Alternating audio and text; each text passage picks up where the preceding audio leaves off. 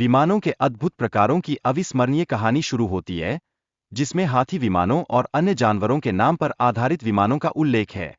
ये विमानों का निर्माण विशेष कार्यों और उपयोग के लिए किया गया था, जो केवल उड़ान भरने में ही नहीं, बल्कि कई रोमांचक कार्यों में भी सक्षम थे। अब सोचिए, विमान उड़ाने के लिए 32 महत्वपूर्ण रहस्यों की आवश्यकता होती थी। इनमें केवल उड़ान भरने का कौशल ही नहीं था, बल्कि सुरक्षित संचालन के लिए आवश्यक तकनीकी ज्ञान भी शामिल था। यह उसी उच्चतम स्तर के ज्ञान के समान था, जिस पर आज का आधुनिक विमानन आधारित है। इतिहास की गहराइयों में उतरते हुए, प्राचीन ग्रंथों में उड़ान मार्ग, पायलट प्रशिक्षण और लंबी उड़ानों के लिए भोजन के बारे में कई तकनीकी विवरण पाए जाते हैं। यह हमें यह सोचने पर मजबूर करता है कि प्राचीन भारतीय विमानन में कितना गहन और अद्भुत ज्ञान था। अब बात करते हैं शासरुद्र की, जिन्होंने चिकित्सा क्षेत्र में जटिल सर्जिकल प्रक्रियाओं का उल्लेख किया। उनका यह योगदान आज भी सर्जरी के क्षेत्र में महत्वपूर्ण है, जहां उनके ज्ञान के प्रकाश में नई खोजें सामने आती है। आगे बढ़ते हुए हम शून्य के आविष्कार की बात करते हैं, जिसने गणितीय संचालन को अतुलनीय रूप से सरल बना दिया। यही नहीं, यह आविष्कार आधुनिक कंप्यूटर और बाइनरी सिस्टम के विकास की नींव भी बना।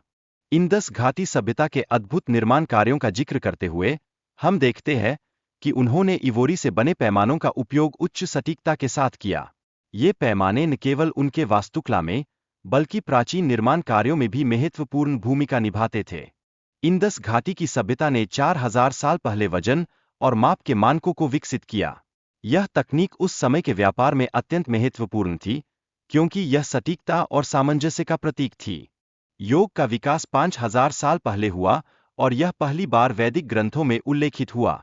समय के साथ इस प्राचीन ज्ञान को और भी परिष्कृत किया गया, जिससे यह आज के जीवन का एक अनिवार्य हिस्सा बन गया। शतरंज, जो एक प्राचीन भारतीय खेल है, का विकास चतुरंगा नामक खेल से हुआ। यह प्राचीन खेल 3000 साल पहले लोकप्रिय होना शुरू हुआ, और आज भी यह सैकड़ों वर्षों बाद लोगों के दिलों में बसा हुआ है। भारतीय कपास का उत्पादन 5वीं और 4वीं सदी में शुरू हुआ, जिससे विभिन्न प्रकार के फैब्रिक बनाने में मदद मिली। यह केवल भारतीय उपमहाद्वीप में ही नहीं, बल्कि मेडिटेरेनियन क्षेत्र में भी बेहद लोकप्रिय हो गया। कश्मीर का ऊन, जिसे दुनिया का सबसे बेहतरीन ऊन माना जाता है, वास्तव में कश्मीर क्षेत्र से आता है।